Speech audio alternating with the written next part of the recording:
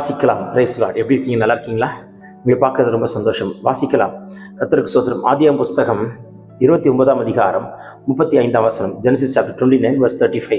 மறுபடியும் அவள் கர்ப்பவதியாகி ஒரு குமாரனை பெற்று இப்பொழுது கர்த்தரை துதிப்பேன் என்று சொல்லி அவனுக்கு யூதா என்று பெயரிட்டாள். பிற்பாடு அவளுக்கு பிள்ளை பேரு நின்று போயிற்று. யூதாவை பெற்ற பின் பிள்ளை பேரு நின்று போயிற்று. கர்த்தரை துதிப்பேன், கர்த்தரை துதிப்பேன். துதி பிள்ளை பெற்றெடுக்கிற ஒரு வாக்குத்தத்தத்தின் செய்தி. உங்கள் பிள்ளைகளை பெற்றெடுக்கும் போது ஒரு பேரை வாங்கியிருக்கீங்களா? கர்த்தர் ஒரு பேரை கொடுத்துருக்கிறாரா? பேருக்குள்ள அர்த்தத்தை கொடுத்துருக்கிறாரா? இந்த பெயரின்படி என் பிள்ளை ஆசீர்வாதமாக இருக்கும் என்று உங்களால் சொல்ல முடியுமா?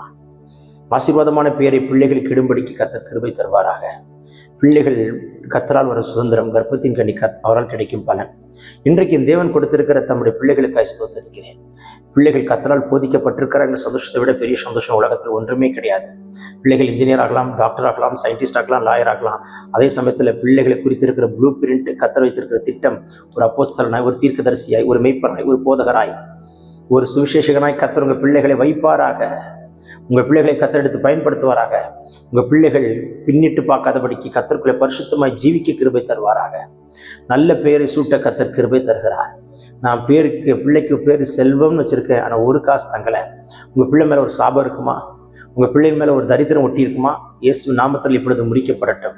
உங்களை ஒட்டின தரித்திரம் உங்கள் பிள்ளைகளை ஒட்டக்கூடாது. உங்களை ஒட்டின சக்கரவியாதி உங்கள் பிள்ளைகளை ஒட்டக்கூடாது.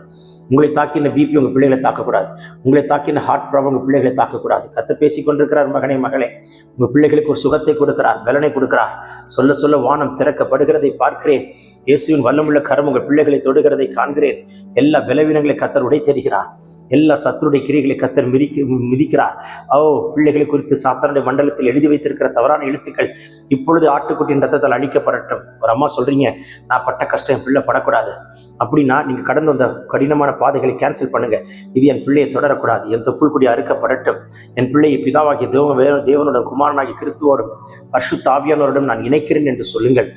பிரித்தெடுக்கப்பட்ட பிள்ளையாய், சாட்சியுள்ள பிள்ளையாய், தேவனுக்கு என்று ஊழியம் செய்கிற பிள்ளையாய், என் பிள்ளைகள் பந்திய சுற்றிலும் ஒளியமர கன்றுகளைப் போல, அப்படின்னா ஆயிரங்களை அபிஷேகம் பண்ணுகிற பிள்ளைகளை கர்த்தர் வைப்பாராக.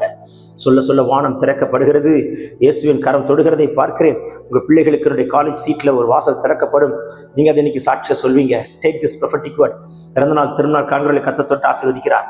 வியாதி நீங்குது, பலவீனம் மாறுது. We heal heal heal heal in Jesus name. Amen, amen, amen. சுகம் உண்டானதுக்காய் ஸ்தோத்திரம். அதையும் சாட்சியை சொல்வீர்கள். Amen, amen. God bless you. Have a blessed day.